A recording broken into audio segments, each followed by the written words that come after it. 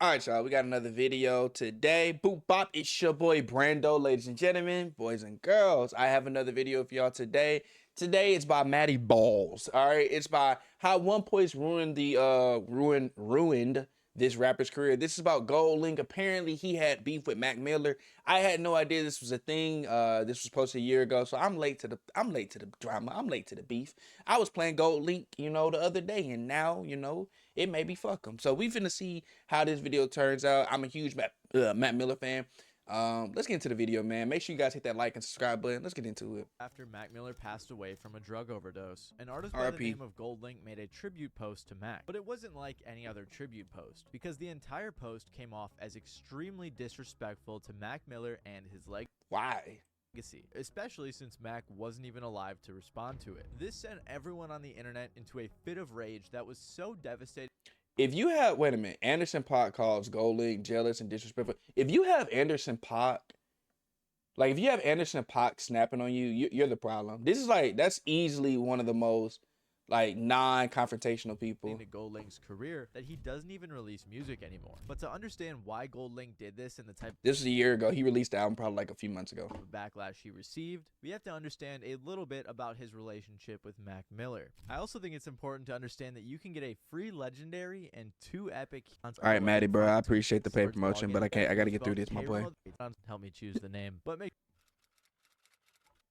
Goldlink is a rapper who released his first and breakthrough mixtape, The God Complex, in 2014, which was highly rated by outlets like Spin, Pitchfork, Clash, and more. He got into touch with Rick Rubin, who executively produced Goldlink's next mixtape, After That We Didn't Talk. This allowed Goldlink to get a solid amount of buzz, and then he got into contact with Mac Miller. There isn't a ton of information on Mac Miller and Goldlink's relationship. Bro, look at the legends. Tory Lanez, Damo, Earth Gang.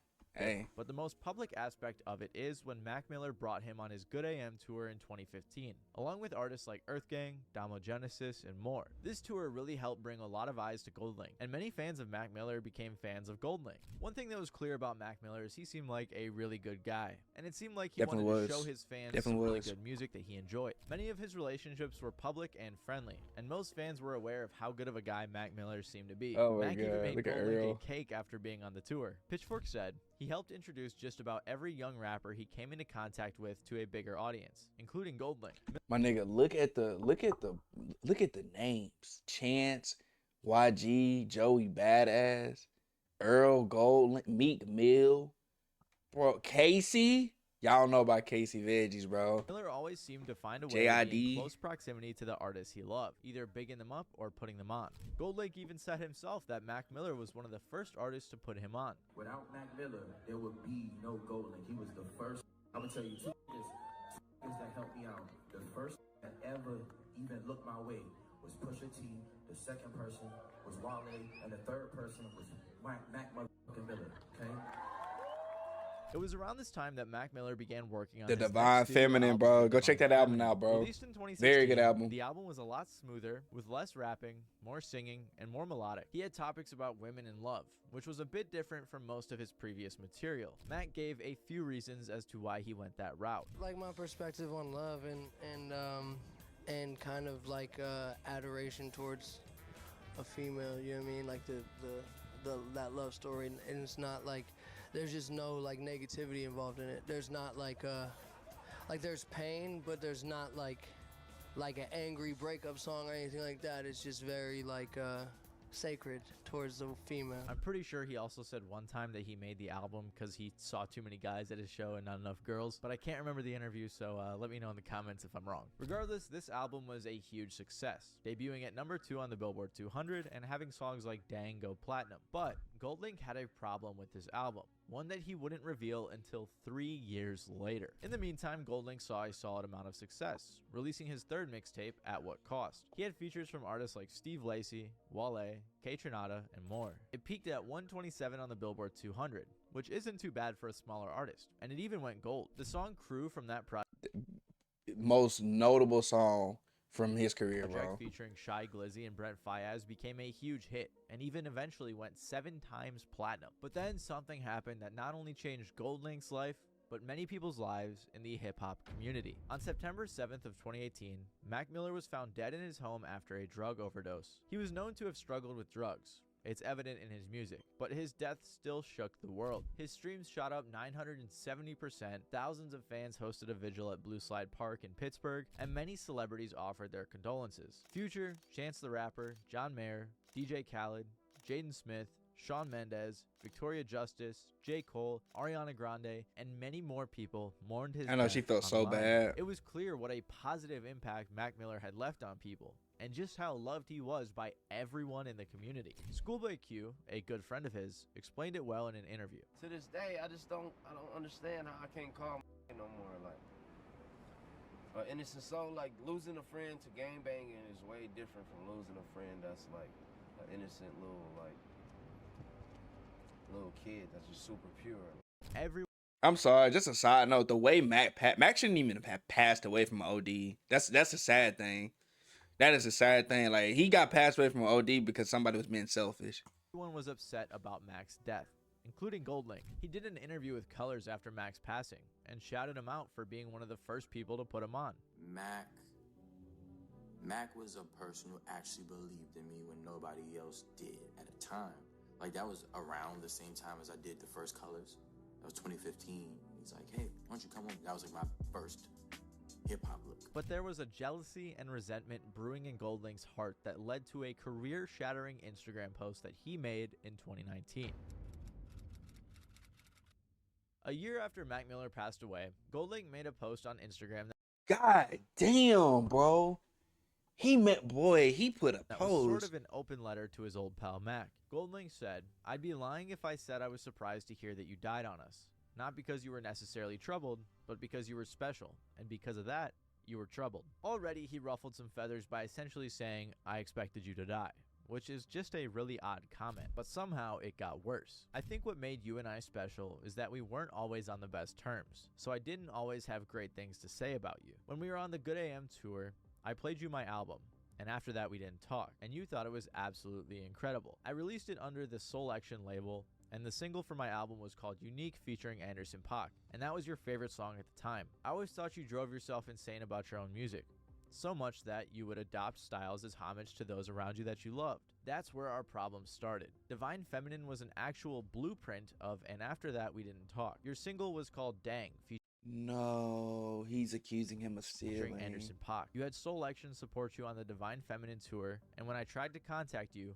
about anything at all, you never hit me. A close mutual friend ended up just hitting my DJ saying, "Listen man, we love Link, but we just had to do what we had to do." And Max said if he ever needs a verse at any time, he got him. Afterwards, we seen each other at Coachella, and you put your head down like an innocent child. But I told you to pick it up, and I hugged you like the brother you are to me. You were the first person brave enough to openly say he's dope, and gave me a platform. That meant more to me than anything else. 3 days before you died, I remember pulling up on you at the crib, walking in the house and seeing the Divine Feminine album plaque on the wall. I was so proud of you and what you created for yourself, and I'm forever grateful for that. This post sent everyone into a frenzy. Understandably so. Goldlink was essentially taking credit for one of Mac Miller's albums, saying he was proud of him as if he was some sort of big brother and huge inspiration, and he straight up accused him of stealing. Not to mention, this was 3 years after the album came out and 1 year after Mac Miller passed away, so he couldn't even respond to these allegations.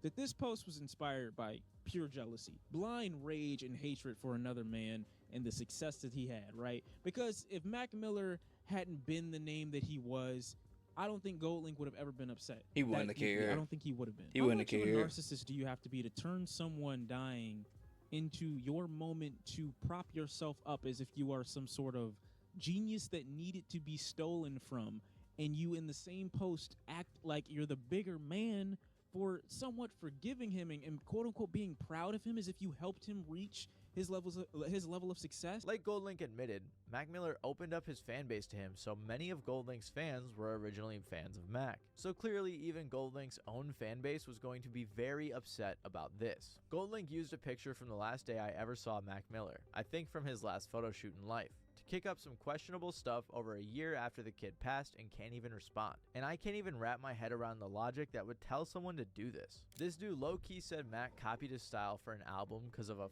Pac feature, but in the end tried to make it look like he was proud of him.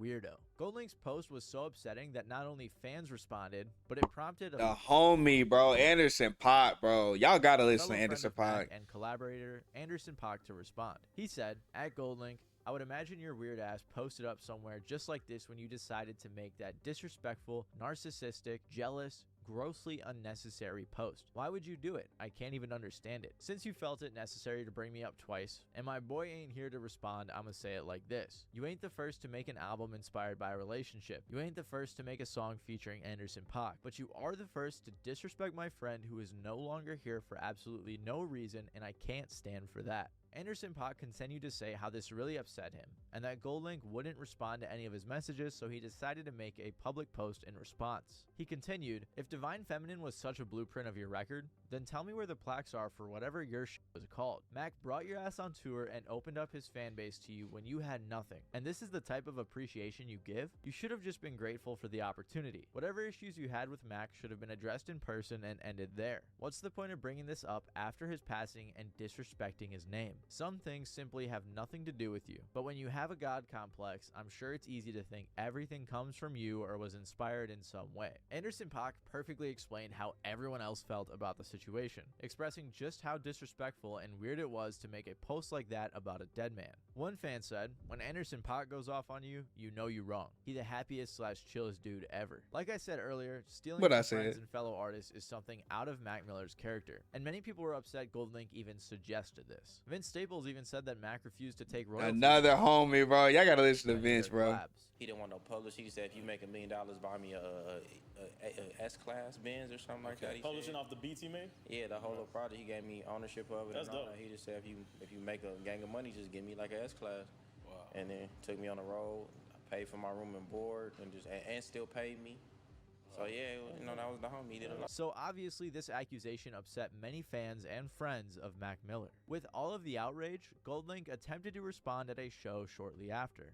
Something. The whole post that I made about Mac Miller was about love and that can actually be brothers. It wasn't about stealing. I never used the word copy. I never used the word steal. The thing is, Mac Miller wrote all of Divine Feminine. That was a great album.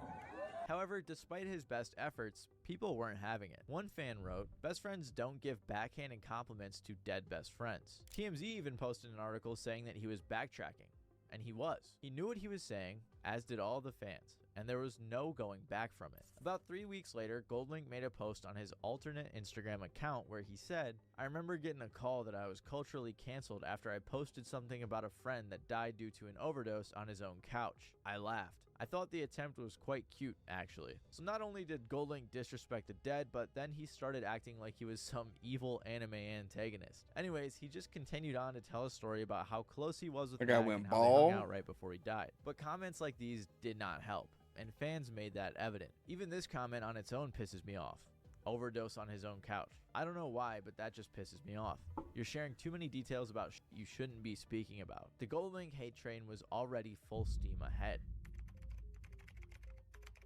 Shortly after the controversy, in January of 2020, he posted a video to Instagram of him performing in Johannesburg with the caption, "Cancelled feels nice." After that, though, he started canceling shows and slowly fading away from the public eye. On top of that was during the COVID. pandemic happened, which definitely didn't help his career out at all. Despite only 3 releases in 2020, one of which was called Best Rapper in the World, he came back with an album called Haram in 2021. After releasing the lead single, he sent some shots at Sheck West to rehash some previous beef and possibly to promote the album. Regardless, people weren't huge on this next project. This MF recording on a drive-through speaker. How does he go from At What Cost to this? This is what you hear if you get sleep paralysis in the club. Sure, people's disdain from him after the Mac comments may have swayed public opinion, but his career was going downhill. Not only that, but he got like 0 press for the album release. I was only able to find 2 super small interviews he did to promote the album, and that was it. It's likely that after his comments about Mac Miller, a beloved figure in the music industry, that Goldlink was blackballed by many people in the industry. The lack of press is evident in how poorly the album performed. It didn't chart, most songs didn't crack 1 million plays, and I can't even find the first week sales, which is crazy in comparison to his previous album, which had a lot of great reviews and performed much better. Regardless, after that, Goldlink pretty much fell off the face of the earth. Besides a retweet on his Twitter and a song he featured on in 2023, he's been gone. Even his website was shut down. His Instagram comments are turned off, likely from all the hate he was receiving, and it seemed like his career was going to be entirely over. That was until I saw that he featured on The Front Porch about a month ago, along with a small interview. He's grown a beard and grew out his hair, so maybe he's changing up his style, trying to put the drama behind him and start anew. It's likely that Goldlink thought maybe disappearing for a while would have got a lot of the heat off of him, but based on how people still bring up this incident to this day, it's likely that his career will be ruined forever. Anyways, thank you guys for watching. I hope you enjoyed. If you liked, please make sure to leave a like, and if you liked it a lot, maybe subscribe down below. Other than that, this has been Matty Balls, and I'll see you guys next time. Shout out to Matty, bro. Shout out to Matty for this video, man. Very informative video. My thoughts on this, I had no idea. I had no idea that he had claimed that he had made the divine feminine. I had no idea that he had basically said that Mac took from him. I had no idea of any of this. So the fact that this is brought up is kind of crazy to me. I can't even lie to you. But my final thoughts are, I think Goldlink was very jealous of the connections and the networking that Mac Miller had and the pull that he had.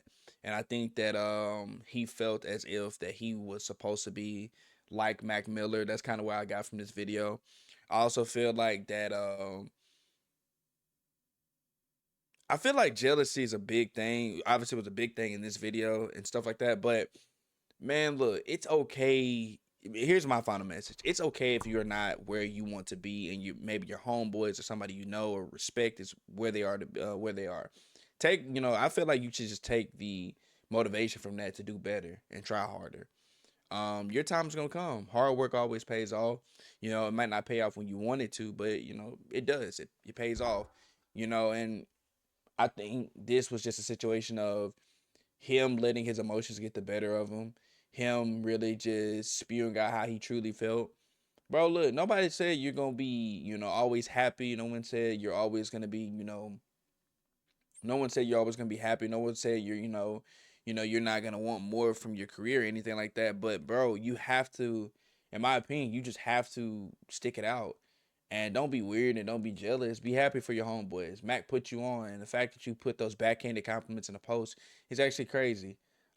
It kind of shows what type of person you are. It also shows that like you really felt some type of way, because the fact that you typed all that out, probably proofread it, and then posted it, lets me know what type of person you are.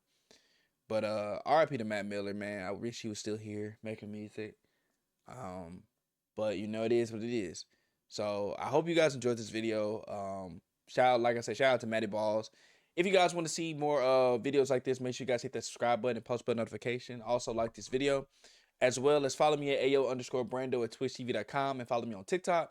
That is where I will be going live. I play games with the homies, and so I hope you guys can come through, check it out. Usually I go live on Tuesday, Wednesdays, Thursdays, and Fridays.